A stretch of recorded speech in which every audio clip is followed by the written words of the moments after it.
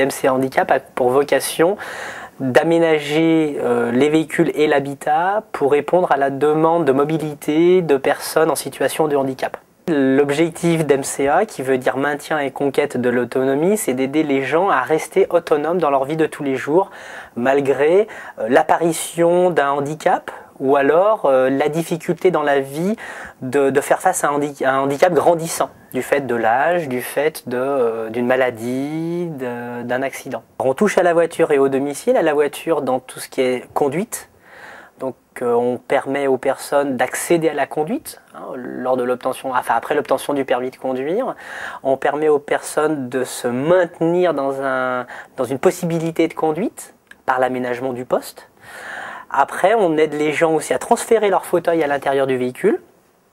Puis au-delà de ça, quand les personnes ne peuvent plus conduire ou accéder au véhicule de manière traditionnelle, on les aide par l'intermédiaire de moyens auxiliaires à rentrer dans le véhicule de manière complètement assistée. Au niveau de l'habitat, on a toute une gamme de produits qui va du monte-escalier jusqu'à la plateforme élévatrice, en passant par des plateformes monte-escalier et autres matériels, et également un soulève-personne pour la maison qui permettent aux gens de maintenir la mobilité dans leur habitat.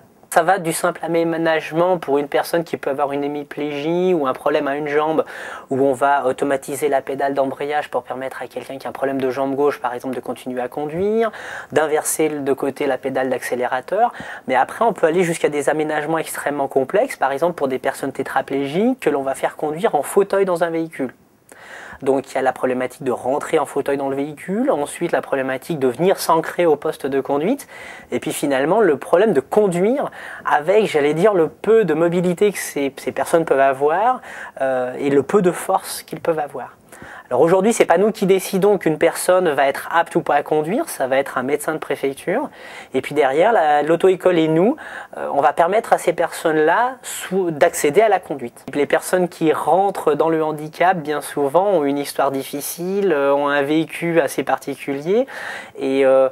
Et rentrer dans le handicap, c'est déjà quelque chose qui perd énormément, et la grosse difficulté que peuvent éprouver les gens, c'est d'arriver à se repérer dans toutes les méandres administratives et également techniques.